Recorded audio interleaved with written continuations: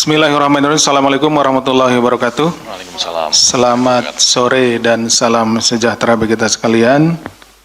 Yang saya hormati Mas Jubir, yang saya hormati, saya cintai dan saya banggakan rekan-rekan jurnalis yang tidak pernah berhenti untuk membersamai kami dalam rangka penegakan hukum tindak pidana korupsi. Pada kesempatan sore hari ini, seperti tadi disampaikan Mas Jubir, izinkan kami menyampaikan pointers terkait dengan peristiwa tertangkap tangan terduga pelaku tindak pidana korupsi terkait dengan pengadaan barang dan jasa dan pengadaan lainnya di Kabupaten Pekalongan tahun 2023 sampai dengan tahun 2026.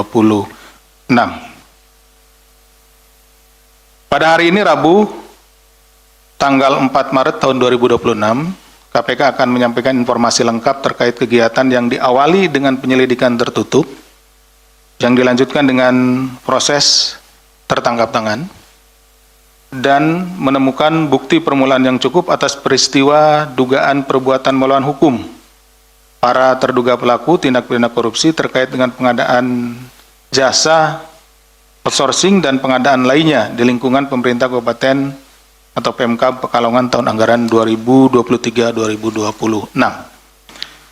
Adapun konstruksinya sebagai berikut, bahwa 1 tahun setelah saudari FAR dilantik sebagai Bupati Pekalongan untuk periode 2021-2025, jadi berarti 1 tahunnya itu tahun 2022 ya. Dan kemudian yang bersangkutan terpilih untuk periode kedua tahun 2025-2030, saudara ASH yang merupakan suami bupati sekaligus anggota DPRD Pekalongan periode 2024-2029 bersama dengan saudara MSA yang merupakan anak bupati diketahui mendirikan perusahaan bernama PT RNB. Jadi 1 tahun setelah saudari FAR ini menjabat sebagai Bupati Pekalongan periode pertama, yaitu berarti di tahun 2022. Nah, ini suami dan anaknya kemudian mendirikan perusahaan bernama PT RNB. PT RNB merupakan perusahaan yang bergerak di bidang penyediaan jasa yang turut aktif menjadi vendor dalam pengadaan barang dan jasa PBJ di lingkungan pemerintah Kabupaten Pekalongan. Nah, di sini rekan-rekan mulai terjadi adanya konflik ya. Mulai ini. Kalau membentuk perusahaan saja itu belum jadi permasalahan. Tetapi ketika ada pejabat yang di situ punya perusahaan atau yang berafiliasi, ada keluarganya, kemudian ikut ya, atau turut aktif menjadi vendor dan pengadaan barang dan jasa di tempatnya bekerja, ini yang menjadi titik awal permasalahannya ya. Adapun pada struktur organisasi perusahaan, ASH merupakan komisaris PT RNB, sementara MSA merupakan direktur periode 2022-2024. Kemudian pada tahun 2024, FAR mengganti posisi direktur PT RNB dari semula MSA menjadi saudari Rul yang merupakan pegawai sekaligus orang kepercayaan Bupati. Jadi MSA ini diganti ya, diganti oleh orang kepercayaan dari Bupati.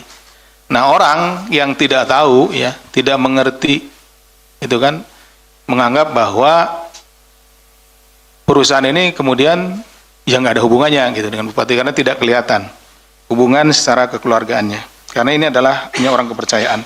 Sementara FAR yang menjabat sebagai Bupati Pekalongan merupakan penerima manfaat atau beneficial owner dari PT RNB tersebut. Adapun sebagian besar pegawai PT RNB merupakan tim sukses dari Bupati yang ditugaskan untuk bekerja di sejumlah perangkat daerah di Pemkab Pekalongan.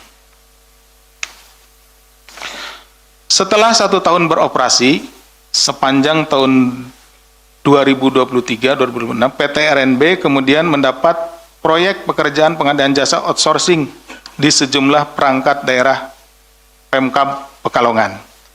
Jadi tadi diawali PT RNB itu dibentuk oleh suami dan anak dari bupati, ya. Kemudian turut serta aktif dalam pengadaan barang dan jasa, dan pada akhirnya mendapat pekerjaan pengadaan barang dan jasa. Nah, ini disinilah titiknya ya, rekan-rekan.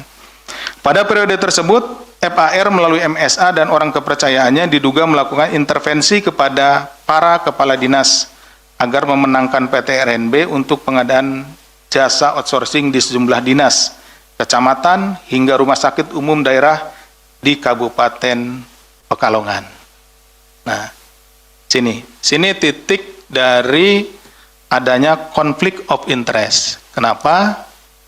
Bupati punya kewenangan di situ terhadap daerahnya gitu ya, daerah Pekalongan di situ. Nah, tentu ada perusahaannya di situ juga gitu.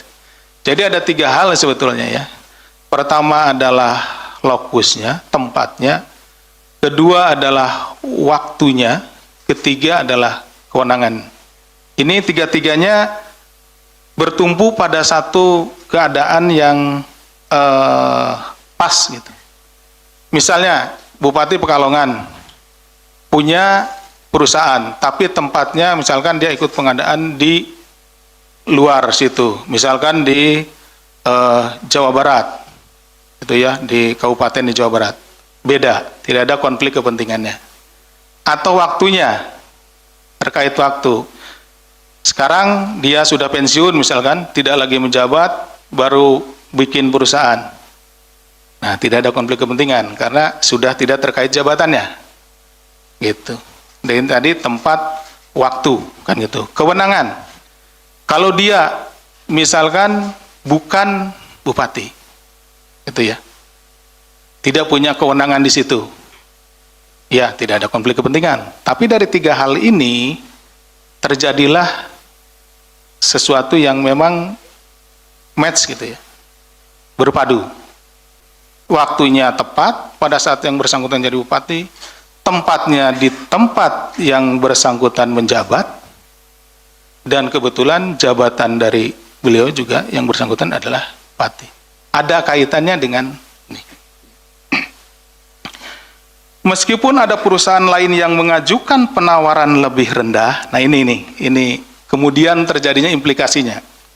Meskipun ada perusahaan lain yang mengajukan penawaran lebih rendah, namun para perangkat daerah diharuskan untuk memenangkan perusahaan ibu.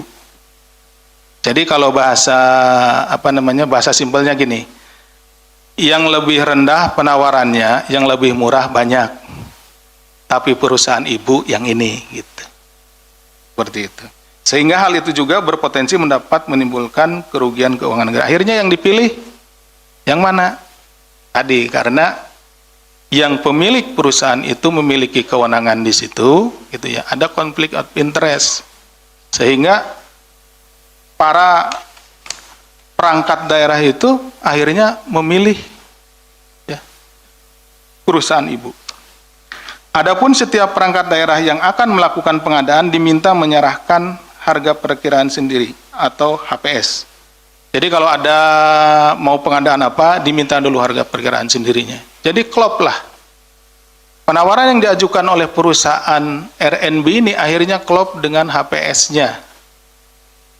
Harga perkiraan sendirinya dari pengadaan tersebut. Karena memang diminta, gitu ya, disesuaikan, seperti itu. Kepada PT RNB di awal agar PT RNB bisa menyesuaikan nilai penawaran yang mendekati harga HPS. Hal itu melanggar prosedur dalam proses pengadaan barang dan jasa. Tidak boleh dilakukan seperti itu. Tapi karena yang minta ibu, ya tentu pejabat di sana juga atau perangkat di sana, perangkat daerah di sana tidak bisa menolak seperti itu. Diketahui sepanjang tahun 2025 PT RNB mendominasi proyek pengadaan barang dan jasa di Pemkab Pekalongan dengan mengerjakan pengadaan jasa outsourcing di 17 perangkat daerah. Dari sekian perangkat daerah ini 17-nya itu ya di Dinas Kesehatan dan lain-lain, dan kemudian di 3 RSUD dan 1 kecamatan. Jadi kalau dijumlah ada 21 tempat 7 perangkat daerah, 3 RSUD, dan 1 kecamatan. Itu ya. Kemudian sepanjang tahun 2023-2026 terdapat transaksi masuk ke PT RNB senilai 46 miliar yang bersumber dari kontrak antara PT RNB dengan perangkat daerah di Pemkab Pekalongan. Kemudian dari uang tersebut yang digunakan untuk pembayaran gaji pegawai outsourcing hanya sebesar 22 miliar. Berarti ada lebihnya dikurangi sekitar 24 miliar. Sisa diantaranya dinikmati dan dibagikan kepada keluarga bupati dengan total mencapai 19 miliar atau sekitar 40%-nya dari total transaksi dengan rincian sebagai berikut. Saudari FAR sebesar 5,5 miliar, saudara ASH sebesar 1,1 miliar, saudari RUL sebesar 2,3 miliar, saudara MSA sebesar 4,6 miliar, dan saudara MHN anak bupati sebesar 2,5 miliar. Kemudian dilakukan penarikan tunai sekitar 3 miliar, di mana pengelolaan dan distribusi uang tersebut diatur oleh FAR. Jadi mengelola uang masuk berapa, jadi penagihan kalau ada dinas yang belum membayar, langsung perintah ibu segera dibayar, seperti itu ya. Pengelolaan dan distribusi uang diatur oleh FAR. Pengaturan dilakukan melalui komunikasi WA Group bernama belanja RSUD. Ini kalau yang di RSUD tadi kan ada 3 RSUD, nah diatur di situ. Kemudian setiap pengambilan uang untuk bupati, stafnya selalu melaporkan, mendokumentasikan, nanti rekan-rekan akan lihat, dan mengirimkan melalui WA Group tersebut. Penyidik juga masih akan terus menelusuri apakah perusahaan ini juga digunakan untuk melakukan modus yang sama atau modus-modus dalam penerimaan lainnya.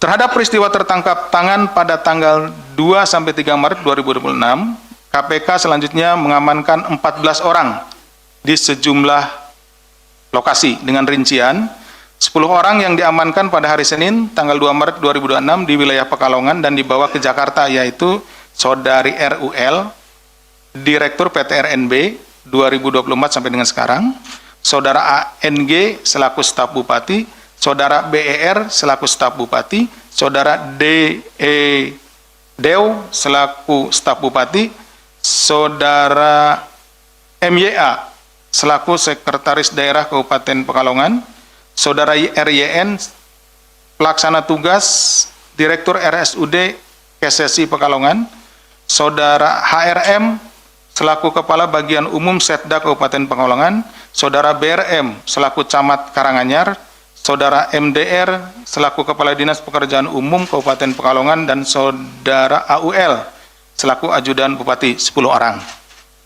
Kemudian 3 orang yang diamankan di Semarang pada Selasa 3 Maret 2026 dini hari, yaitu saudari FAR selaku Bupati Pekalongan periode 2021-2026, 2025 dan 2025-2030. Saudari HNI selaku Kabag di Pemkab Pekalongan, yaitu orang kepercayaannya Bupati. Kemudian satu lagi saudari FIA selaku ajudan Bupati. Ketiga orang tersebut selanjutnya dibawa ke Jakarta untuk dilakukan pemeriksaan. Kemudian 1 orang lainnya datang ke kantor KPK setelah dihubungi oleh tim KPK, ya saudara MSA selaku Direktur PT RNB sekaligus anak dari Bupati. Ya. Dalam pemeriksaan intensif yang dilakukan, FAR menerangkan bahwa dirinya berlatar belakang sebagai musisi, ya bukan seorang birokrat. Ini yang disampaikan oleh saudari FAR. Serta dengan demikian, saudara FAR tidak memahami hukum dan tata kelola pemerintahan daerah. FAR mengaku urusan teknis birokrasi diserahkan kepada sekretaris daerah, sementara dirinya lebih banyak menjalankan fungsi seremonial di lingkungan Kabupaten Pekalongan. Itu yang disampaikan oleh saudari FAR pada saat memberikan keterangan. Hal ini tentunya bertentangan dengan asas presumptio aures de iure, teori fiksi hukum. Terlebih FAR adalah seorang bupati atau penyelenggara negara selama 2 periode, serta 1 kali menjabat sebagai Wakil Bupati periode 2011-2016. Sehingga sudah semestinya FAR memahami pelaksanaan prinsip-prinsip good governance pada pemerintah daerah. Sementara ini untuk sekretaris daerah dan sejumlah pihak lainnya menerangkan bahwa telah berulang kali, ya, jadi Pak Sekda dalam keterangannya kepada penyidik menyampaikan bahwa yang bersangkutan beserta, ya, beberapa pihak lainnya telah berulang kali mengingatkan Bupati mengenai potensi adanya konflik kepentingan ketika Bupati membuat atau mendirikan perusahaan PT RNB dalam pengadaan, dan kemudian ikut dalam pengadaan di Kabupaten Pekalongan. Meski demikian, praktik itu tetap saja dilakukan oleh Bupati. Jadi, para pegawai atau pejabat yang ada di lingkungan pemerintah Kabupaten Pekalongan sebetulnya, ya, sudah mengingatkan kepada Ibu Bupati terkait dengan kemungkinan adanya konflik kepentingan, tetapi peringatan yang disampaikan tidak diindahkan dan tetap menjalankan sesuai dengan keinginannya. KPK melalui fungsi koordinasi dan supervisi juga telah secara intens memberikan pendampingan kepada pemerintah Kabupaten Pekalongan. Selain itu, tim KPK juga mengamankan barang bukti berupa 1 unit kendaraan milik RUL serta barang bukti elektronik BBE milik pihak-pihak terkait. Terkait dengan penetapan dan penahanan tersangka, bahwa berdasarkan kecukupan alat bukti dalam dugaan tindak pidana korupsi terkait pengadaan jasa outsourcing dan pengadaan lainnya di lingkungan pemerintah Kabupaten Pekalongan tahun anggaran 2023-2026, KPK menaikkan perkara ini ke tahap penyidikan dengan menetapkan 1 orang tersangka, yaitu Saudari FAR selaku Bupati Pekalongan periode 2025-2030. KPK selanjutnya melakukan penahanan terhadap Saudari FAR untuk 20 hari pertama sejak tanggal 4 hari ini sampai dengan tanggal 23 Maret 2026. Penahanan dilakukan di Rumah Tahanan Negara Rutan Cabang Gedung Merah Putih KPK. Atas perbuatannya, Saudara FAR disangkakan telah melakukan tindak pidana korupsi sebagaimana diatur dalam pasal 12 huruf I kecil dan pasal 12 huruf B besar Undang-Undang Republik Indonesia Nomor 31 Tahun 1999 tentang pemberantasan tindak pidana korupsi sebagaimana telah diubah dengan Undang-Undang Republik Indonesia Nomor 20 Tahun 2001 tentang perubahan atas Undang-Undang Republik Indonesia Nomor 31 Tahun 1999 tentang pemberantasan tindak pidana korupsi junto pasal 127 ayat 1 Undang-Undang Nomor 1 Tahun 2023 tentang KUHP.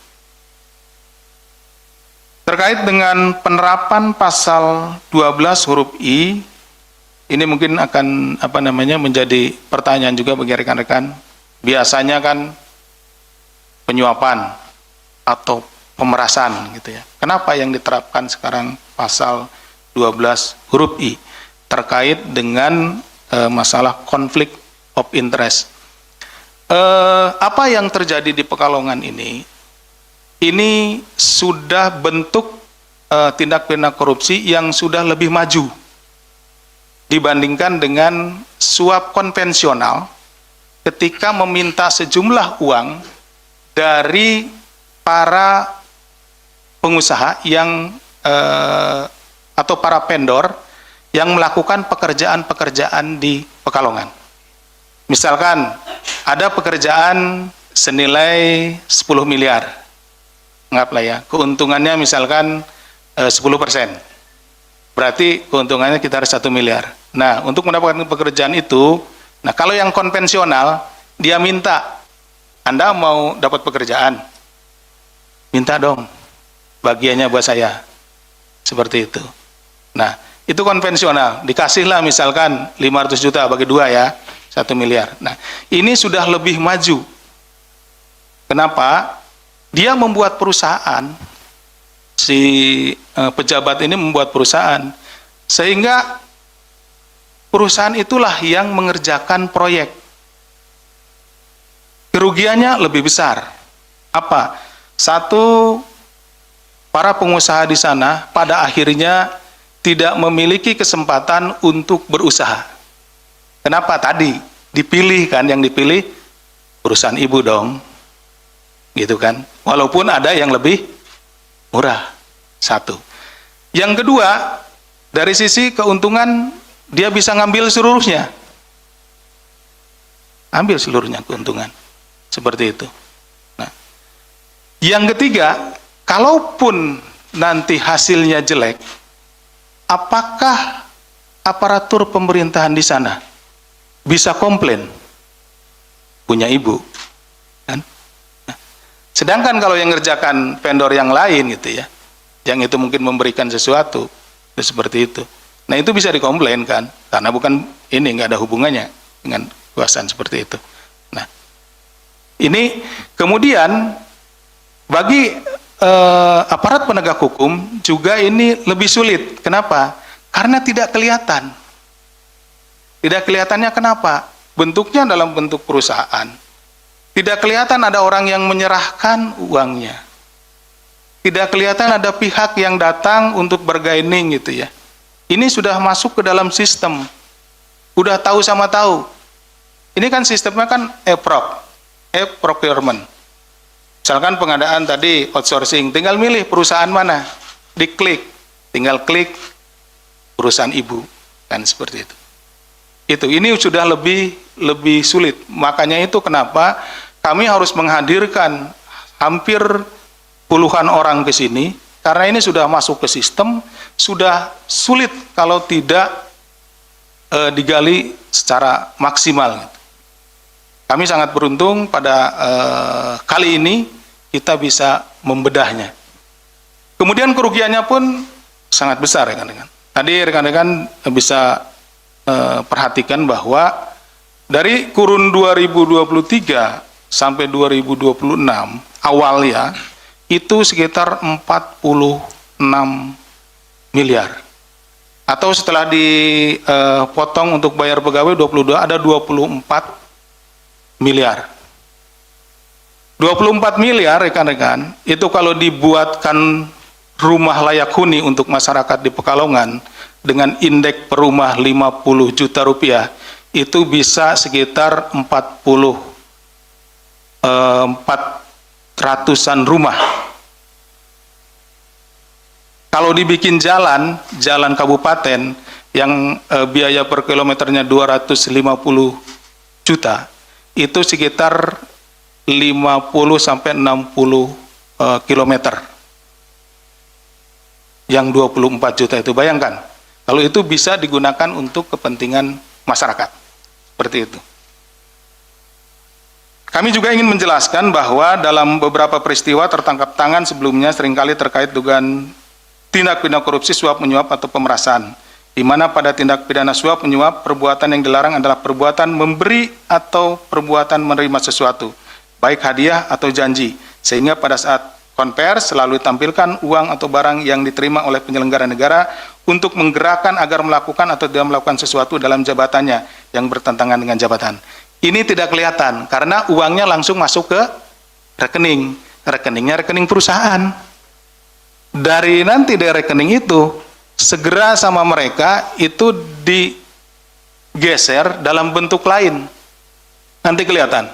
Ada properti, kemudian juga ada alat kendaraan ya. Ada beberapa kendaraan, kemudian alat komunikasi dan lain-lainnya gitu kan. Seperti itu. Jadi hampir-hampir kita susah gitu ya ngetrisnya. Ini untung saja kami pada kesempatan ini juga mengucapkan terima kasih yang sebesar-besarnya selain kepada warga masyarakat Pekalongan yang berani untuk melaporkan ini, kemudian juga kami sangat berterima kasih dan atas dukungan dari PPATK, karena tanpa kita bisa mengikuti alur uang, alur masuk ke rekening perusahaan itu, alur keluar, kita tidak akan bisa mengungkap perkara ini. Sementara dalam peristiwa tertangkap kali ini, Bupati Pekalongan diduga telah melakukan tindak pidana korupsi sebagaimana diatur dalam pasal 12 huruf I Undang-Undang Tipikor, sehingga penanganannya mengacu pada alat bukti yang ditemukan pada saat kegiatan tertangkap tangan, yaitu pada saat tim penyelidik menemukan peristiwa pidana, sesaat kemudian ditemukan benda-benda yang menjadi alat bukti dalam peristiwa pidana ini. Perlu kami sampaikan juga bahwa pasal 12 huruf I Undang-Undang Tipikor adalah delik formil sehingga cukup dibuktikan apakah perbuatannya telah memenuhi rumusan delik tanpa harus melihat adanya akibat dari perbuatan tersebut. Sementara pasal 12 huruf I Undang-Undang Tipikor ini diterapkan kepada pegawai negeri atau penyelenggara negara yang dengan sengaja turut serta baik secara langsung atau tidak langsung dalam pemborongan, pengadaan atau persewaan yang ditugaskan untuk diurus atau diawasi. Jadi di sini Bupati seharusnya mengawasi setiap pembangunan yang dilakukan oleh vendor-vendor yang melakukan pekerjaan di wilayah hukumnya ya. Dalam hal ini di Kabupaten Pekalongan. Kalau ada yang kurang volume ya dicek supaya sesuai volumenya gitu ya. Kalau ada yang kurang bagus tidak sesuai dicek. Tapi ini justru dia turut serta tadi. Dengan perusahaan yang dibuatnya, dia ikut menjadi pelaksana, sehingga para pejabat yang ada di sana menjadi kebingungan, karena ya tadi harus memilih perusahaan ibu, gitu, seperti itu. Pasal 12 huruf I Undang-Undang Tipikor ini memberikan gambaran yang mencakup situasi terjadinya benturan kepentingan dan penyalahgunaan wewenang. Tadi sudah kami sampaikan bahwa ada kejadiannya pas waktunya pada saat yang bersangkutan menjabat, punya kewenangan ya dari sisi tempusnya, dan tempatnya juga tempat di mana yang bersangkutan itu memiliki kewenangan di situ. Serta bertujuan untuk mencegah terjadinya konflik of interest, benturan kepentingan, di mana pejabat menggunakan jabatannya untuk mendapatkan keuntungan pribadi yang menyebabkan ketidakadilan dan terjadinya korupsi dalam pengadaan barang dan jasa pemerintah. Selanjutnya, apabila dikaitkan dengan pasal 12 huruf I Undang-Undang Tipikor dengan kegiatan tertangkap tangan ini yang mengacu pada ketentuan pasal 1 angka 40 huruf D Undang-Undang nomor 20 tahun 2025 tentang KUHAP ya yang baru, yang menyebutkan tertangkap tangan adalah tertangkapnya seorang pada waktu sesaat kemudian padanya ditemukan benda yang diduga keras telah dipergunakan untuk melakukan tindak pidana yang menunjukkan bahwa dirinya adalah pelakunya atau turut serta melakukan. Bahwa benda-benda yang dimaksud di sini sebagaimana diatur dalam pasal 126 KUHAP ya Undang-Undang nomor 20 tahun 2025, yaitu benda yang telah dipergunakan untuk melakukan tindak pidana korupsi, ada laptop, HP, dan lain-lain.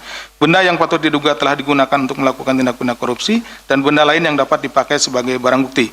Berdasarkan ketentuan pasal 126 KUHAP tersebut, jika dikaitkan dengan kegiatan tertangkap tangan terhadap Bupati Pekalongan ini, maka penyelidik telah menemukan benda-benda yang diduga keras telah dipergunakan oleh pelaku, atau dalam hal ini Bupati Pekalongan, untuk melakukan tindak pidana korupsi. Adapun benda-benda sebagaimana dimaksud pada pasal 126 adalah berupa BBE, yaitu handphone yang di dalamnya terdapat percakapan WhatsApp mengenai pengelolaan dan permintaan uang yang dilakukan oleh Bupati Pekalongan atas dana yang ada di PT RNB. Laptop yang memuat dokumen terkait laporan keuangan dan pembukuan PT RNB, dokumen-dokumen yang terkait dengan kegiatan pekerjaan outsourcing di dinas-dinas Kabupaten Pekalongan yang dilakukan oleh PT RNB. Bahwa benda-benda yang ditemukan pada saat kegiatan tertangkap tangan tersebut merupakan alat bukti yang dimaksud dalam pasal 235 KUHAP yang dikualifikasikan sebagai barang bukti. Berdasarkan fakta-fakta yang telah ditemukan, selanjutnya tim penyelidik melakukan kegiatan tertangkap tangan terhadap Bupati Pekalongan. Hal ini dilakukan untuk mencegah pelaku melarikan diri, menghilangkan barang bukti, dan dalam rangka mempercepat proses hukum dalam penanganan dugaan tindak pidana korupsi dimaksud. Karena pada kenyataannya saudara FAR ini pada saat itu berada di Semarang. Ya, kami juga tim ya yang dari Pekalongan itu harus segera ke Semarang untuk pada saat itu untuk menemukan yang bersangkutan, karena kita takut yang bersangkutan akan melarikan diri. Berdasarkan uraian tersebut di atas, maka kegiatan tertangkap tangan Bupati Pekalongan telah sesuai dengan ketentuan yang berlaku. Dalam kesempatan ini KPK sekaligus menyampaikan apresiasi kepada seluruh masyarakat Indonesia khususnya di wilayah Pekalongan yang mendukung penanganan perkara ini serta Polres Kota Pekalongan dan Polrestabes Semarang dan juga pihak-pihak lain. Dalam hal ini tadi telah saya sampaikan PPATK, kemudian juga perbankan yang telah membantu kami bagaimana mencari dan menemukan aliran dana yang masuk maupun yang keluar yang dinikmati oleh saudara FAR beserta keluarganya terkait yang kami duga berasal dari hasil tindak pidana korupsi. Untuk melakukan pemeriksaan awal kepada sejumlah pihak dalam rangka peristiwa tertangkap tangan ini. Demikian yang bisa kami sampaikan. Terima kasih. Assalamualaikum warahmatullahi wabarakatuh. Saya kembalikan kepada Mas Budi. Baik, terima kasih Pak Deputi yang telah menjelaskan secara lengkap bagaimana konstruksi perkaranya, kronologi peristiwa tertangkap tangan, dan juga pihak yang ditetapkan sebagai tersangka berdasarkan kecukupan alat bukti yang bermula dari proses penyelidikan tertutup dan ditemukan bukti permulaan yang cukup, maka kemudian KPK menaikkan perkara ini ke tahap penyidikan dan menetapkan saudari FAR selaku Bupati Pekalongan sebagai tersangka, yang kemudian KPK melakukan penahanan untuk 20 hari ke depan. Baik teman-teman media, tadi Bapak Deputi juga menyampaikan terkait dengan barang bukti yang diamankan dalam perkara ini, yaitu ada BBE, dokumen, dan juga laporan keuangan. Nah, ini kita akan menampilkan barang bukti dan juga barang-barang lain yang diamankan dalam perkara ini. Yang pertama, ini dari barang bukti elektronik, yaitu percakapan WhatsApp di grup yang dibuat oleh Bupati bersama para stafnya. Tadi disampaikan bahwa uang-uang yang dikelola oleh PT RNB ini, ya, pendistribusian, pengelolaannya semuanya diatur oleh Bupati, termasuk juga saat melakukan penarikan tunai. Nah, di mana pada saat melakukan penarikan tunai ini, staf selalu melaporkan dan juga mendokumentasikan. Ya, jadi ini dokumentasi yang dilakukan oleh staf itu sendiri ketika melakukan penarikan uang, di mana uang-uang dalam bentuk tunai ini selanjutnya diberikan kepada Bupati. Tentunya selain uang tunai dari penarikan pengelolaan uang di PT RNB ini juga tadi sudah dijelaskan oleh Pak Deputi, ada beberapa yang kemudian didistribusikan, dibagi-bagi kepada para pihak, termasuk pihak-pihak keluarga dari Bupati. Ini ada beberapa dokumentasi ya. Berikutnya, karena memang dari 2025 sampai dengan 2026 itu aktif melakukan penarikan, ya, aktif memberikan uang tunai kepada Bupati.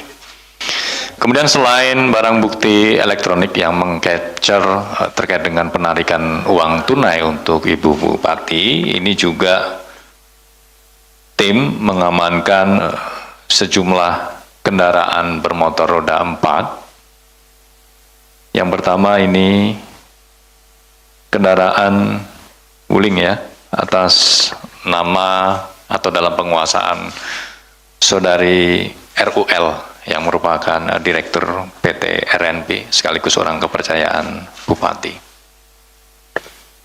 Kemudian ini ada beberapa mobil yang diamankan di pendopo atau di rumah dinas Bupati Pekalongan. Next, ada beberapa mobil. Terus